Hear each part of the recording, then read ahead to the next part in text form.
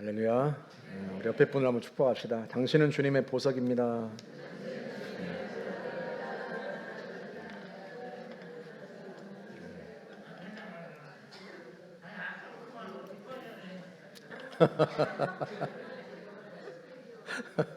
우리 김옥자 원사님이 종차 형제가 아들 같은 게 너무 좋은가 봐. 네. 지난주에 소나무 얘기를 했는데요. 조금 더 해볼까요? 씨앗이 바위 위에 떨어졌어요. 뿌리를 내리려는데 바위잖아요. 흙이 아니에요. 얼마나 그 씨앗이 당황스러웠겠습니까? 그런데 햇빛이 비쳐요. 온 종일 햇빛이 비치는데 마치 햇빛이 씨앗에게 이렇게 말하는 것처럼 들려요. 할 수 있어. 너에겐 내가 있잖아. 내가 힘을 줄게. 포기하지 말고 뚫어봐. 포기하는 아이에겐 모래도 바위지만 뚫으려는 아이에게는 바위도 흙바닥일 뿐이야. 너 자신을 믿어. 그리고 나를 믿으렴. 여러분, 이 세상은 믿음의 토대 위에 창조되었어요. 한번 생각해 보세요. 하나님이 전능한 분이시니까 그분은 말씀만 하시면 다 그대로 된다고 우리는 그렇게 쉽게 생각하지만 하나님께서 세상을 창조하신 그 과정을 한번 더듬어 보세요.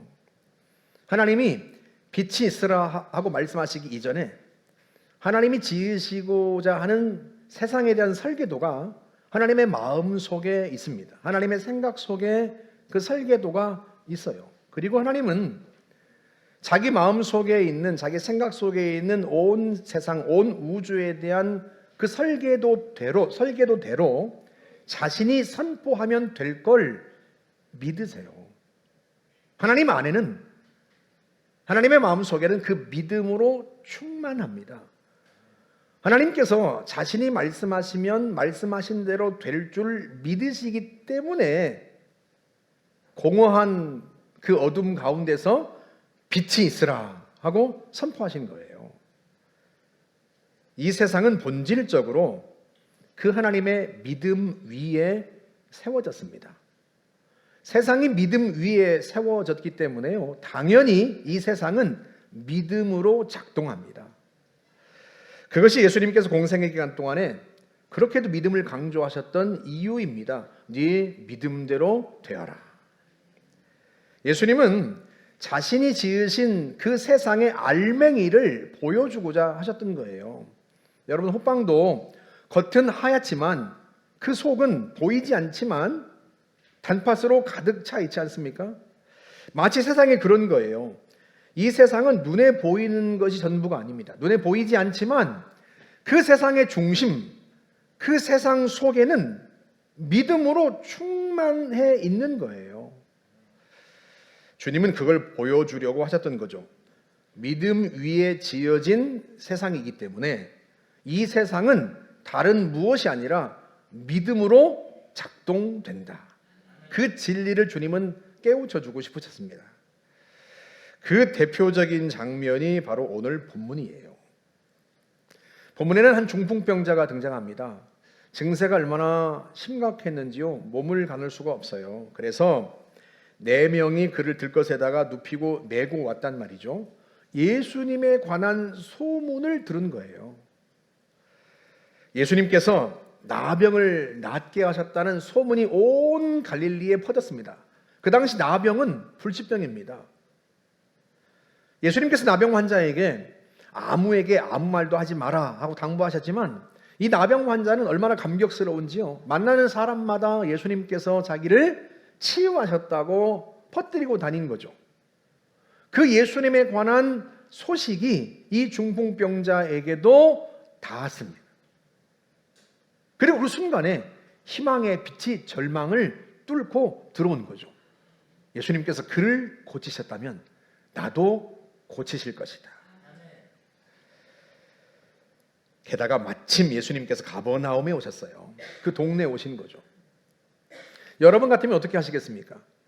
무슨 수를 동원해서라도 예수님을 만나려고 하지 않겠습니까? 이웃들의 도움을 받았습니다. 이웃들이 그를 들것에다가 침상에다 누인 채로 들고 예수님 앞으로 온 거죠. 예수님이 계시다는 그 집으로 온 거예요. 그런데 문제가 생겼어요. 보니까 얼마나 많은 사람들이 모여들었는지 예수님이 계시다는 그 방까지 들어갈 수 없을 정도로 그 문 앞까지 사람들이 꽉 차 있는 거죠. 예수님께 가는 길을 장애물이 막아선 거예요. 아마 이랬을 것 같아요. 여기 중증 환자가 있습니다. 예수님께 갈 수 있도록 길을 좀 터주십시오. 그러면 거기 있던 사람들이 어떻게 반응했겠어요? 네, 그러시죠. 그렇게 했겠습니까? 이 사람들이 눈 똑바로 또 쳐다봐. 여기 환자 아닌 사람이 어디 있어? 줄을 서, 줄을. 그러지 않았겠어요? 이쯤 되면 보통 사람 같으면 기다립니다. 그런데 이들은 그렇게 하지 않았어요. 장애물이 스스로 사라지기를 기다리지 않았습니다. 앞을 뚫고 갈 수 없으면 위를 뚫으리라. 그렇게 생각한 거예요. 여러분, 이 생각을 누가 하겠습니까? 아니, 문으로 들어갈 수 없다면 지붕을 뜯고 가겠다는 생각을 누가 할 수 있겠어요? 그 생각은 다른 사람이 할 수 있는 게 아니에요. 예수님을 만나면 이 사람이 살아날 수 있다는 강한 확신, 그 믿음이 충만한 사람만 할 수 있는 행동이에요. 이들이 이 사람을 들쳐업고 지붕으로 올라갑니다. 여러분, 당시 이스라엘 집은 돌로 지었는데요. 집 밖에 지붕으로 올라가는 계단이 있어요. 우리 사진 한번 띄워주시겠습니까? 이게 예수님 당시의 이스라엘 집입니다. 우리는 초가집, 기와집으로 해서 지붕을 뾰족하게 만들지만 이 사람들은 평평하게 만들고 그 지붕에다가 우리가 마당에 고추를 말리는 것처럼 그래 지붕에다가 농기도 갖다 놓고 채소도 말리고 그렇게 한단 말이죠. 이 사람들이 이 환자를, 꼼짝 못하는 환자를 들쳐업고 지붕으로 올라간 거죠. 이 지붕이, 여러분 시골에 사신 분들은 초가집 짓는 거 한번 보셨어요? 저 어릴 때 초가집 짓는 거를 봤는데 어른들이 지늘개다가 지푸라기를 집어넣고 반죽해서 그걸로 벽을 쌓고 그렇게 합니다. 이스라엘 이 지붕도 똑같아요. 벽은 돌이지만 지붕은 회반죽과 지푸라기. 우리는 벼가 있지만 그 사람들은 밀과 보리가 있잖아요. 그 지푸라기와 회반죽과 모래를 섞어 붙여서 지붕을 만드는 거예요. 설마 아니 그렇게 지붕을 만들면 깔아앉지 않을까 그 생각하시는 분은 없겠죠. 당연히 지붕을 만드는데 나무로 가로지르고 세로지르고 그렇게 하죠. 어떤 집은 그 지붕에다가 돌기와를 깔기도 해요. 이 집이 그런 집이었던 것 같아요. 누가복음에서는 기와를 뜯고 지붕에 구멍을 뚫었다 그렇게 기록을 합니다. 여러분 한번 상상해 보세요. 중풍병자를 메고 온 사람들이 기와를 뜯고 쾅쾅 삽 같은 거, 쟁기 같은 걸로 흙을 파서 지붕을 뚫고 구멍을 내는 거예요. 그리고 그 뚫은 구멍 사이로 이 들것을 내리는 거죠. 그 다음 사진 한번 보여주시겠어요? 이렇게 하는 거예요. 이렇게. 사람들이 얼마나 황당하게 생각했겠습니까? 아니 아무리 급해도 그렇지 남의 집 지붕을 왜 뚫어? 여기 있는 사람들이 다 손가락질하면서 저 제정신들이 아니야 뭐 그러지 않았겠습니까? 여러분 이 상황을 예수님은 모르시겠어요? 본문에 보니까 예수님께서 도를 말씀하셨다 그렇게 말합니다. 예수님이 설교를 하고 계신 거죠. 하나님 나라를 선포하고 계신 거예요. 그런데 설교하시는 도중에 보니까 지붕에서 쿵쿵 소리가 나더니 흙이 떨어지고 구멍이 뚫리고 기와가 조각이 떨어지고 흙더미가 떨어지고 이러는 거예요. 방 안에 있던 사람들이 얼마나 당황했겠어요. 여러분 예수님이 어떻게 하셨겠어요? 자 여러분 신경 쓰지 마시고 설교에 집중하세요. 그러셨을까요? 아니에요. 예수님이 그 장면을 물끄러미 바라보셨을 거예요. 다음 장 넘겨주세요. 이렇게 물끄러미 바라보고 있는 그 예수님 앞으로 뚫린 지붕으로 들 것이 내려오는 거죠. 주님의 눈에는 남의 집 지붕을 뚫는 불안당들이 보이는 게 아니라 어떤 장애물도 뚫고 나오는 그들의 믿음이 보이는 겁니다. 실제 오늘 본문 5절 한번 보시겠어요? 예수께서 이들의 믿음을 보시고, 예수께서 그들의 믿음을 보셨습니다. 어떤 믿음? 주님을 만나기만 하면 이 친구가 반드시 살아난다. 그 믿음이 있는데, 주님을 만나기만 하면 이 사람이 새 생명을 얻고 새로운 인생을 살아갈 수 있다는 믿음이 있는데, 여러분 길이 막혔다고 멈추겠습니까? 여러분 지붕이 아니라 벽은 못 뚫겠어요? 땅굴은 못 뚫겠습니까? 그게 믿음이 갖고 있는 힘입니다. 그리고 마태복음 17장 20절 한번 보세요. 진실로 너희에게 이르노니 만일 너희에게 믿음이 겨자씨 하나만큼만 있어도 이 산을 명하여 여기서 저기로 옮겨져라 하면 옮겨질 것이요 또 너희가 못할 것이 없으리라. 아멘. 사랑하는 여러분, 여러분의 믿음이 작다고 움츠러들지 마세요. 예수님이 말씀하시기를 겨자씨만한 그 작은 믿음만 있어도 산을 옮깁니다. 제가 몇 년 전에, 5년 전에 성지순례를 다녀와서 여러분들에게 겨자씨를 선물해 드렸어요. 가지고 계신 분 혹시 계세요? 진즉이 없어졌을 거예요. 왜? 받으셨을 때 보셨겠지만 받은 기억도 먼지처럼 사라진 분도 계시죠. 이게 볼펜으로 살짝 콕 찍은 만큼 그렇게 작은 크기란 말이죠. 그런데 예수님이 믿음이 그렇게 작아도 그 작은 믿음만 있으면 산을 옮긴다는 거예요. 여러분, 왜 산을 옮기는 이야기를 예수님이 하시겠습니까? 왜 산을 깎아서 아파트를 세우는 거예요? 축구장을 세우는 겁니까? 그게 아니고, 그 당시에는요, 사람들이 가는 길을 뭐가 막아요? 강이 막고 산이 막고 있는 거예요. 그걸 말씀하고 계신 거예요. 너희가 겨자씨만한 그 작은 믿음만 있어도, 그만한 크기 작은 믿음만 있어도 너희 앞을 가로막는 산을 파쇄하고 길을 뚫을 것이다. 너희가 못할 것이 없다. 그만큼 믿음에는 강력한 힘이 있다. 그 말씀을 하시는 거예요. 여러분, 그러니 우리의 믿음이 지금보다 조금만 커져도 우리의 인생에 얼마나 놀라운 일이 벌어지겠습니까? 아니, 눈에 보이지도 않을 만큼 작은 겨자씨도 산을 파쇄하고 장애물을 파쇄하고 길을 뚫는데, 우리의 믿음이 조금만 더 커지면 이 세상에 불가능한 일이 어디 있겠습니까? 미리 겁을 먹고 뒤로 물러나고 포기하는 일이 우리 인생에 없을 거예요. 우리가 그렇게 놀라운 인생을 사는 게 보고 싶으셔서 우리 주님은 믿음을 어떻게 키우는지, 그 믿음을 키우는 방법을 아주 단순하고 간단하게 가르쳐 주십니다. 우리 로마서 10장 17절 한번 보시겠어요? 그러므로 믿음은 들음에서 나며. 믿음은 1차적으로 어디에서 온다? 듣는 데서 온다. 한번 생각해 보세요. 중풍병자를 메고 온 이 사람들에게, 그 들것에 실려온 중풍병자에게 믿음이 언제 생겼어요? 예수님에 관한 소문을 듣고. 나병 환자가 만나는 사람마다 예수님이 자신을 치유하셨다는 이야기를 하는데, 불치병이란 말이죠. 그 당시 나병이. 이 이야기가 얼마나 많은 사람들에게 퍼졌겠습니까? 그 소문이 이 중풍병자에게도, 중풍병자의 이웃들에게도 닿은 거예요. 그 소문을 듣자 믿음이 생긴 겁니다. 이 사람도 나도 치유할 수 있겠다, 예수님은.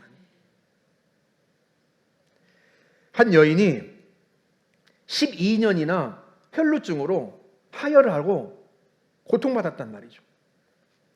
수많은 의사를 만났고요. 치료받지 못했습니다. 있는 돈은 다 써버렸고요.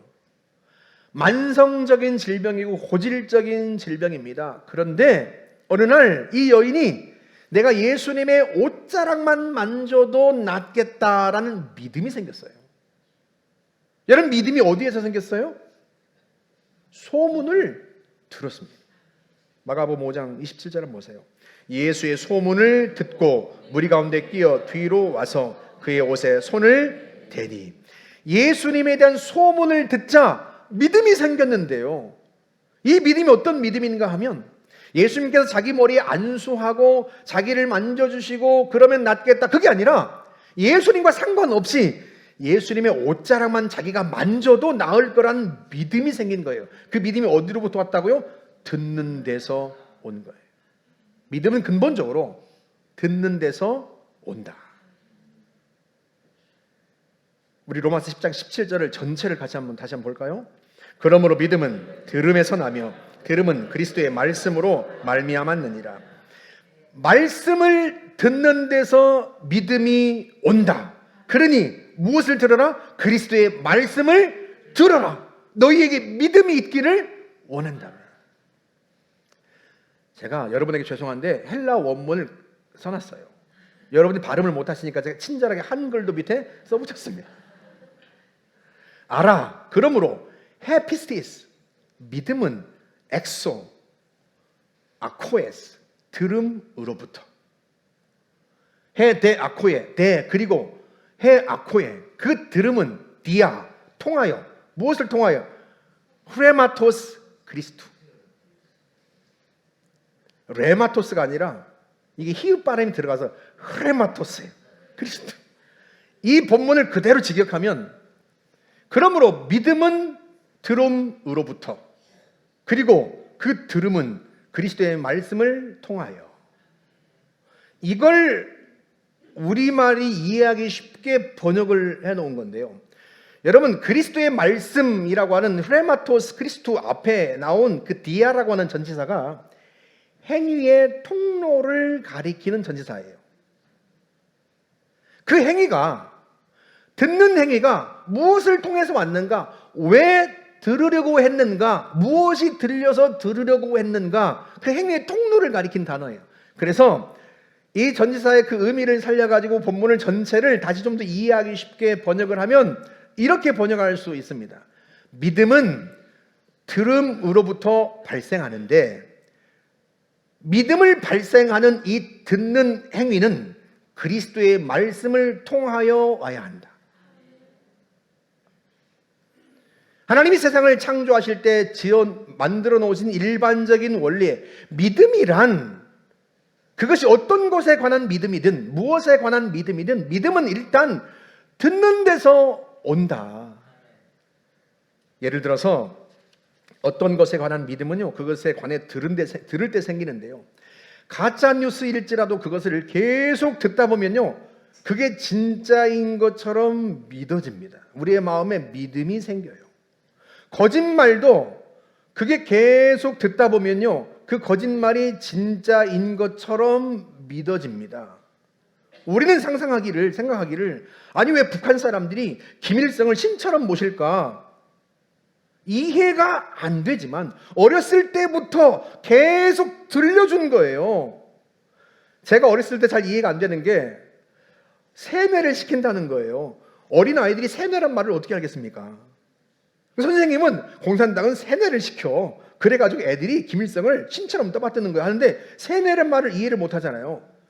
나중에 크면서 알게 되는 거죠. 세뇌란 말이 뭐냐면 그게 아니라 계속 같은 이야기를 들려주는 거예요. 계속 같은 이야기를 들려주면 사람의 마음속에 그 이야기가 사실일 거라고 믿는 믿음이 생기는 거예요. 그 믿음이 생기면 정말로 그게 진리처럼 생각됩니다. 그걸 사람들이 쉽게 세뇌되었다라고 표현하는 것뿐이에요. 하나님이 세상을 지으실 때, 인간을 지으실 때 어떻게 지었는지를 안 거예요, 사회주의자들이. 여러분, 그렇다면 우리가 무엇을 듣는가 하는 것이 얼마나 중요합니까? 내 안에 어떤 것에 관한 믿음이, 그 믿음이 어떻게 생기는가 하는 것은요, 내가 무엇을 들었는지에 달려있는 거예요. 그것에 관하여 듣다 보면 그것에 대한 믿음이 생겨요. 그런데 성경이 말하는 믿음은, 로마서에서 말하는 믿음은 진리에 대한 믿음이에요. 우리를 구원하는 믿음입니다. 하나님이 세상을 창조하실 때 세상 속에 넣어놓으신 사람의 영혼을 구원하고 사람의 인생을 구원하는 믿음인 거예요. 이 믿음은, 진짜 하나님이 귀하게 여기신 이 믿음은 무엇을 들을 때 온다? 그리스도의 말씀을 들을 때 온다. 우리가 무언가를 듣고 사는데요, 다른 무엇보다 그리스도의 말씀을 들어야 진짜 믿음이 생기고 그 믿음이 우리를 구원하고 우리를 살립니다. 그래서 로마서 그 다음 구절이 훨씬 더 중요해요. 그 다음 구절 보세요. 그러나 내가 말하노니 그들이 듣지 아니하였느냐? 그렇지 아니하니 그 소리가 온 땅에 퍼졌고 그 말씀이 땅 끝까지 이르렀도다 하였느니라. 이때 그들은 이스라엘 백성들을 말해요. 이스라엘 백성들이 하나님의 말씀을 듣지 않았는가? 들었습니다. 왜? 하나님이 온 땅에 퍼지도록 말씀하셨으니까요. 문제는 그들이 그 하나님의 말씀에 귀를 기울이지 않았다는 데 있어요. 하나님은 땅 끝까지 닿도록 말씀을 하셨는데요, 이들은 그 말씀에 귀를 기울이는 게 아니고 이들이 하나님의 말씀보다 다른 것에 귀를 기울이는 거예요. 다른 것을 더 많이 듣는 거예요. 쉽게 말하면 이스라엘 백성들이 가나안을 정복하고 들어갔는데 그때 가나안 사람들이, 그 땅에서 원주민들이, 살았던 원주민들이 하는 말에 더 귀를 기울이는 겁니다. 당신은 유목민들이지만 이 가나안 땅에 사는 사람들은, 우리는 농경민입니다. 이 땅에서 살려면 농사를 지어야 하고, 농사를 지으려면 비가 와야 하고, 그 비는 바알 신이 내려줍니다. 하나님의 말씀에 더 귀를 기울이는 게 아니라 그 땅 원주민들의 말을 더 듣고 그들이 말하는 바알 신에 관한 이야기를 더 들은 거예요. 그래서 점점 어떤 믿음이 생겨요? 그 바알에 대한, 바알 우상에 대한 믿음이 생기는 거죠. 결국 그들이 하나님을 배신합니다. 그게 이스라엘이 망한 이유입니다. 거짓에 귀를 기울이고 하나님의 말씀에 귀를 닫게 되고 진짜가 아닌 가짜에 대한 믿음이 생기니까 그 잘못된 믿음이 그들을 망하게 하는 거예요. 그러니 여러분, 우리가 듣는 것을 얼마나 주의해야 하겠습니까? 이 세상을 지으신 창조주의 말씀에 귀를 기울이고 그 말씀을 들어야 이 세상이 어떤 원리로 작동되는지를 알고 우리가 가는 인생길이 어떻게 펼쳐지는지를 알 수 있지 않겠습니까? 우리가 인생길을 걸어가면서 만나는 모든 장애물들과 고난에 어떻게 대처해야 되는지를 우리가 알 수가 있는 거예요. 왜? 하나님이 지으신 세상이니까요. 그리고 종국적으로는 우리가 이 약한 세상에서 이 죄로부터 어떻게 구원받을 수 있는지, 우리 육체의 삶이 끝나고 나면 그 후에 무엇이 기다리고 있는지를 하나님의 말씀을 통해서 들어야 알 수 있지 않겠습니까? 만약에 여러분이 신앙생활을 오래 했는데도 여러분의 믿음이 생각만큼 자라지 않고 있다면, 생각만큼 커지지 않고 있다면, 안타깝지만 여러분이 여러분 속에 믿음을 발생시키는 하나님의 말씀보다 세상의 소리에 더 많이 귀를 기울이기 때문일 거예요.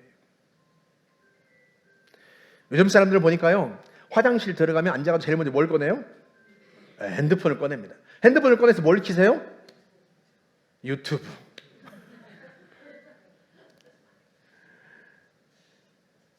우리가 얼마나 하나님의 말씀을 듣는 습관과 뭔지 아시겠어요? 하나님의 말씀을 듣는 것이, 다른 어떤 소리보다 하나님의 말씀을 듣는 것이 얼마나 중요한지 그걸 안다면, 여러분, 우리가 시간이 날 때마다 물론 뉴스도 들어야 하고 보아야 하지만 할 수만 있는 대로 하나님의 말씀을 펴고 그 하나님의 말씀을 읽고 듣지 않겠습니까? 믿음은 우리의 인생 가는 길을 가로막고 서 있는 장애물을 파쇄하는 그 믿음은 그리스도의 말씀을 듣는 데서 온다니까요. 내가 이걸 이길 수 있어, 이길 수 있어. 아무리 자신에게 이야기를 한다고 해도 믿음이 생기는 게 아니에요. 진짜 믿음이 생기는 게 아니에요. 진짜 믿음은 그리스도의 말씀을 통해서만 온다니까요. 디아, 그리고 레마토스, 크리스토. 듣는 행위는 헤아코에스, 헤아코. 이 듣는 행위 무엇을 통해서 와야 한다? 그리스도의 말씀이 내가 듣는 귀로 들어와야, 그래야 진정한 믿음이 일어난다니까요. 그 믿음이 여러분 앞을 가로막고 있는 장애물들을 파쇄하고 길을 뚫는 거예요. 여러분의 인생을 구원하는 거죠. 여러분, 더 중요한 건 뭔지 아세요? 그리스도의 말씀을 들어서 생기는 이 믿음이 여러분 앞을 가로막은 장애물만 파쇄하는 게 아니라, 여러분의 인생만 구원하는 게 아니라 여러분의 영혼까지 구원합니다. 할렐루야. 이것이 믿음이 갖고 있는 진정한 능력이에요. 오늘 본문 5절을 다시 한번 볼까요? 예수께서 그들의 믿음을 보시고 중풍병자에게 이르시되 작은 자야 네 죄사함을 받았느니라 하시니, 예수님께서 그들의 믿음을 보시고 뭐라고 말씀하셨어요? 네 죄사함을 받았다. 마태복음에서는 예수님께서 안심하여라 하고 먼저 말씀하셨다고 기록하고 있어요. 육체의 치유를 위해서 그걸 기대하고 온 사람인데, 예수님께서 바로 질병을 치유해 주신 게 아니라, 몸을 치유해 주신 게 아니라 용서와 죄사함을 선포하십니다. 왜 그러실까? 예수님은 아시기 때문에 그래요. 뭘 아세요? 이 사람이 얼마나 죄책감에 짓눌려 살아왔는지를 아시는 거예요. 사람들은 모르지만, 그리고 우리도 성경이 기록하고 있지 않으니까 그가 어떤 죄를 저질렀는지를 알 수 없지만 예수님은 아시는 거예요. 여러분, 그 자리에 있던 서기관들의 생각도 예수님이 아셨으니까요. 이 중풍병자가, 들것에 실려온 중풍병자가 어떤 죄책감이 시달리고 있는지, 그 죄책감이 그를 얼마나 짓누르고 있는지를 예수님께서 아시는 거예요. 나 같은 죄인도 예수님께서 받아주실까? 불안한 거죠. 물론 소문을 들었습니다. 나병 환자를 예수님이 치료하셨어요. 그것도 나병 환자가 예수님을 찾아온 게 아닙니다. 예수님이 나병 환자를 찾아가셨어요. 당시 사람들은 나병은 하나님이 내리신 형벌이라고 생각했습니다. 단적인 예로, 여러분, 모세와 미리암과 아론이 형제잖아요. 여러분, 미리암과 아론이 모세에게 죄를 범했을 때 하나님께서 미리암을 징벌하시는데 어떻게 징벌하시죠? 나병이 들게 하십니다. 이스라엘 백성들은요, 하나님께서 그 나병을 치료하시고 그 나병이 치료되고 나서도 일주일 동안 그가 그 죄로부터 정결케 되는 기간을 거치고 난 다음에야 행군할 수 있었어요. 이스라엘 사람들의 머릿속에는요, 나병은 누군가가 죄를 지어서 하나님이 그에게 내린 형벌이다, 이렇게 생각을 갖고 있었단 말이죠. 그런데 예수님께서 그 나병을 치료하시는 거예요. 그것도 예수님이 친히 나병 환자를 찾아가셔서. 이게 얼마나 놀라운 사건이에요.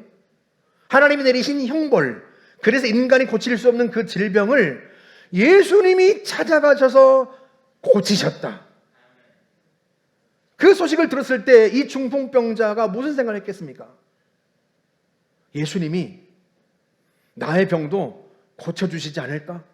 내가 죄를 지어서 이 중풍병이 내 죄 때문에 온 것 같은데, 그래서 내가 죄책감에 시달리고 있는데 예수님이라면 나의 이 죄부터 시작해서 내 중풍병을 치유해 주시지 않을까? 그런 생각을 했단 말이죠. 그럼에도 불구하고 불안해요. 예수님이 정말로 죄인인 나를, 나 같은 죄를 지은 사람을 고쳐주실까? 불안해요. 그래서 예수님께서 안심하여라 하고 말씀하시고 작은 자야 하고 부르십니다. 왜 작은 자라고 부르세요? 키가 작아서? 중풍병으로 몸이 왜소해져서? 아니요. 자기가 지은 죄 때문에 몸과 마음이 위축돼요. 사람들은 몰라도 나는 내가 무슨 죄를 지었는지 아는데 나 같은 사람이 과연 살 자격이 있을까? 자기가 고개를 들 수 없어요. 삶이 위축돼요. 마음이 위축돼요. 인생이 위축돼요. 그걸 주님이 아시기 때문에 이 사람을 작은 자야 하고 부르시는 거예요. 내가 너를 안다, 그런 의미예요. 그리고 그에게 선포하십니다. 네 죄가 용서받았다. 네가 왜 그렇게 위축되었는지, 왜 그렇게 불안하게 사는지 내가 안다. 네 죄가 이 시간 용서받았다.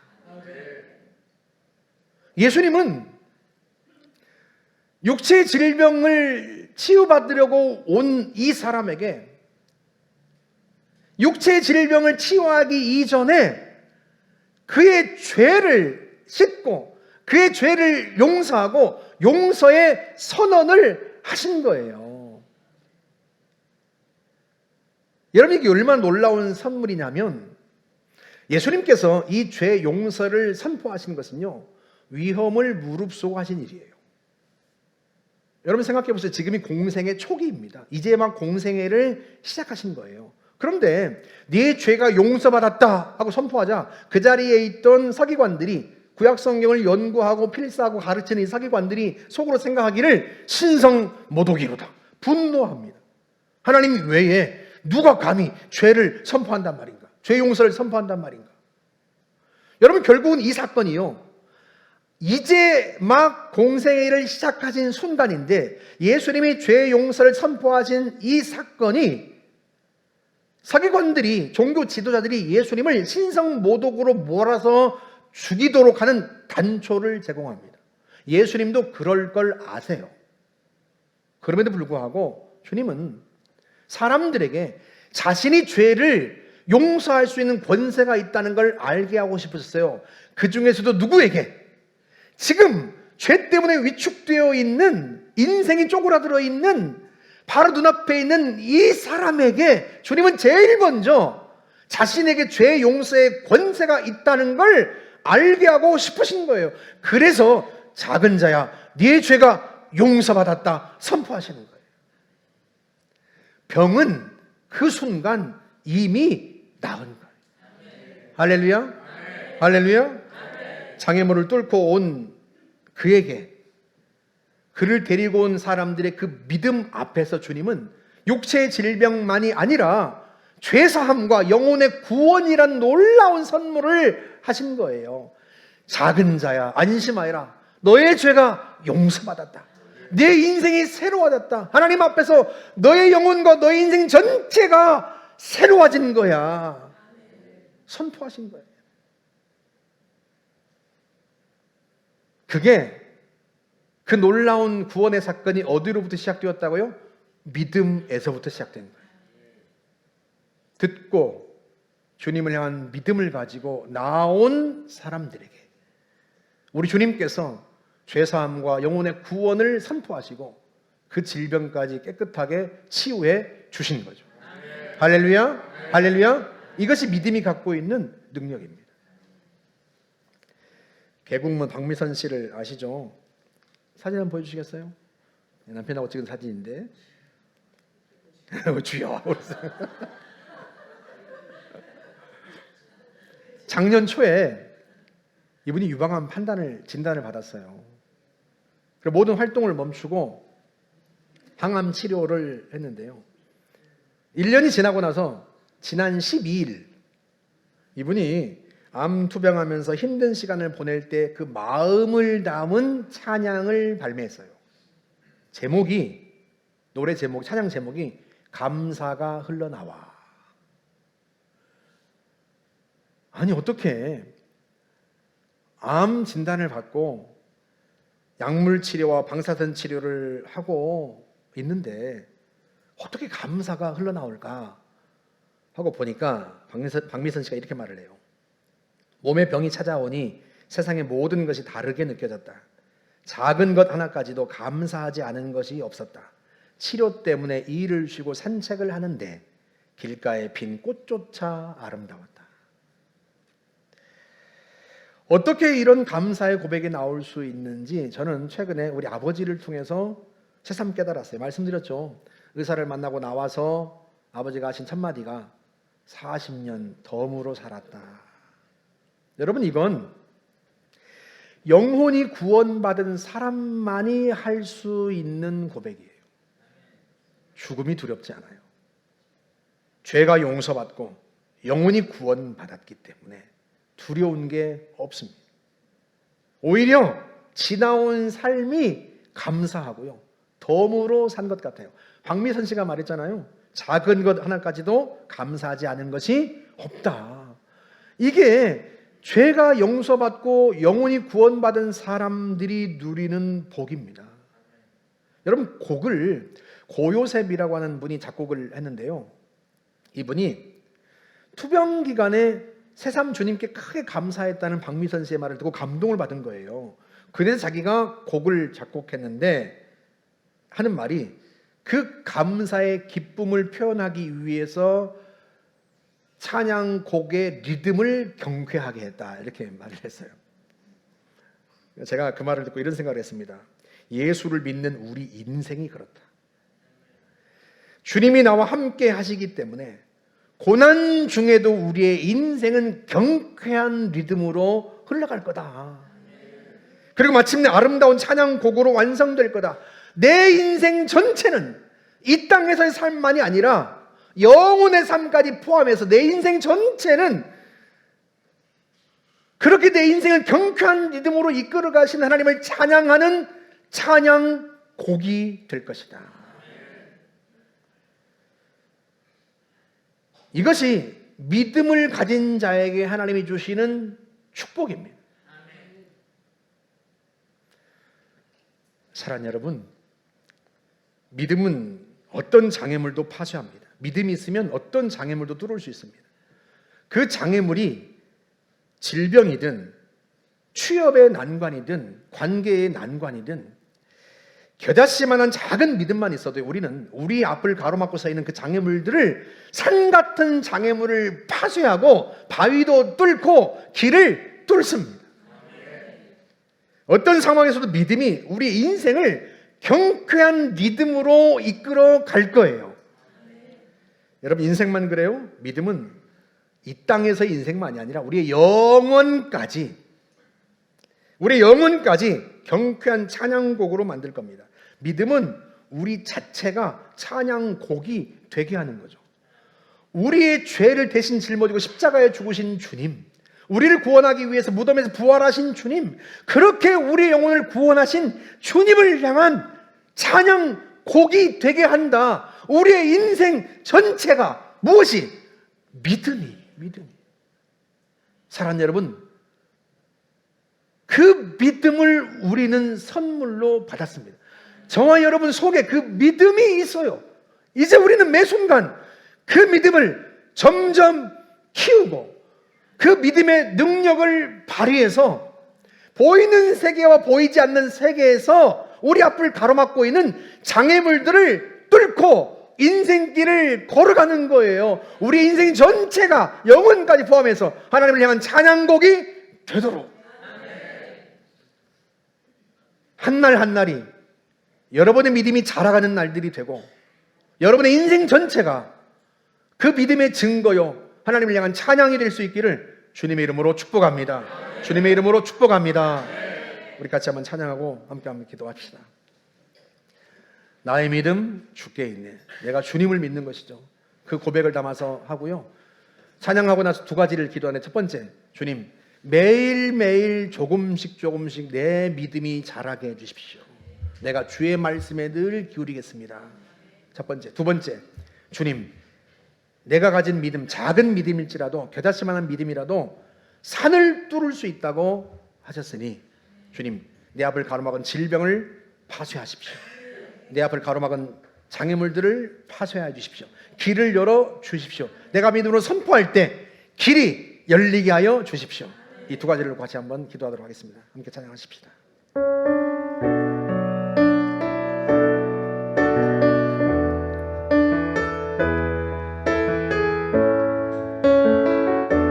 나의 믿음 주께 있네. 십자가 능력이 내 영광 되었네. 주께서 우리를 승리케 하시니 나의 능력 나의 소망 주께 있네. 나의 믿음 주께 있네. 십자가 능력이 내 영광 되었네. 주께서 우리를 승리케 하시니 나의 능력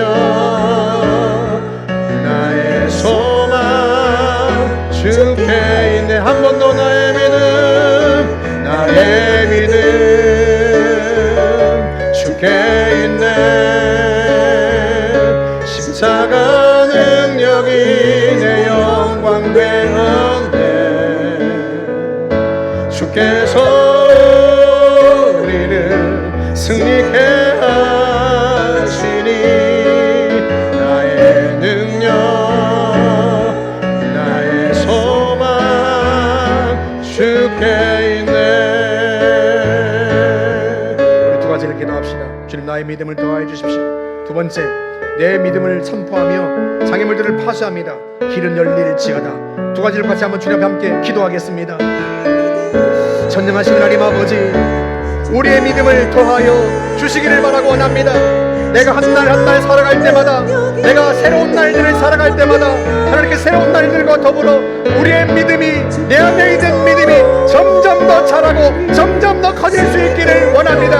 하나님, 우리에게 겨자씨 하늘 만큼만 작은 믿음이 있을지라도 내 앞을 가로막은 산들을 파쇄할 수 있고 장애물을 파쇄하고 바위를 뚫고 길을 낼 수가 있습니다. 그러니 하나님 아버지, 우리에게 믿음을 더하여 주시기를 바라고 원합니다. 하나님 아버지, 주의 말씀에 귀를 기울입니다. 날마다 주의 말씀을 듣습니다. 내 귓가에 주의 말씀이 들리게 합니다. 하나님 아버지, 주의 말씀을 들을 때마다 그 말씀을 통하여 그리스도의 한 믿음이 우리 안에 일어나게 하시오니 진심으로 감사를 드립니다. 좋으신 하나님 아버지, 하나님 우리 속에 주를 향한 믿음이 일어나게 하옵소서. 겨자씨만한 믿음을 넘어서서 큰 바위 같은 믿음이 일어나게 하시고, 하나님 아버지, 우리 인생을 가로막고 있는 모든 장애물들이 믿음으로 말미암아 파쇄되며 하나님께서 믿음을 통하여 역사하신 일들을 경험하게 하여 주시기를 바라고 원합니다. 전능하신 하나님 아버지, 우리 앞을 가로막은 장애물들을 믿음으로 파쇄합니다. 우리의 질병의 장애물들을 믿음으로 파쇄합니다. 믿음으로 선포합니다. 나사렛 예수 이름으로 모든 질병의 세력들은 떠나갈지어다. 나사렛 예수 이름으로 우리의 자녀들을, 우리의 가족들을, 그 인생길 가로막고 서 있는 모든 질병들은 파쇄될지어다. 나사렛 예수 이름으로 더러운 암세포들은 소멸할지어다. 나사렛 예수 이름으로 불치병은 떠나가고 난치병은 치료되며 나사렛 예수 이름으로 우리의 길이 열릴지어다. 나사렛 예수 이름으로 사랑하는 자녀들의 앞길이 열릴지어다. 진로가 열릴지어다. 나사렛 예수 이름으로 관계문이 열릴지어다. 앞길을 가로막고는 장애물들은 나사렛 예수 이름으로 파쇄될지어다. 하나님 아버지, 우리가 믿음으로 선포합니다. 믿음으로 손을 들고 선포할 때에 전능하신 하나님 아버지, 우리 앞길을 가로막는 장애물들이 파쇄되고 우리의 심령 가운데 주의 은혜의 빛이 쏟아져 들어오며 우리 인생 전체가 영원까지 주님을 향한 찬양고 기도가 하실 줄 확신합니다. 우리가 고난 중에서도 하나님, 우리 믿음이 우리 인생을 경쾌하게 이끌어갑니다. 낙담하지 않게 하고 절망하지 않게 하고 고난 중에서도 우리가 하는 믿음이 우리 인생길을 경쾌하게 이끌어갈 뿐만 아니라 영원까지 하나님을 향한 찬양곡이 되게 하여 주시오니 감사합니다. 하나님의 순간 믿음으로 선포합니다. 그 어떤 그 두려운 길을 가로막을 수 없습니다. 전능하신 주님, 우리의 믿음이 선포될 믿음으로 선포할 때 하나님 아버지 모든 장애물들은 파쇄되고 우리의 인생의 길이 열리는 것을 우리가 보게 하여 주시기를 바라고 원합니다. 성령님 역사하여 주옵소서. 성령님 역사하여 주옵소서. 은혜를 베풀어 주옵소서. 주의 있는 십자가 능력이 광대였네. 주께서 우리를 승리케 하시니 나의 능력 나의 소원 주께 있네. 나의 믿음 주께 있네. 십자가 능력이 내 영광 되었네. 주께서 우리를 승리케 하시니 나의 능력 나의 소망 주께 있네.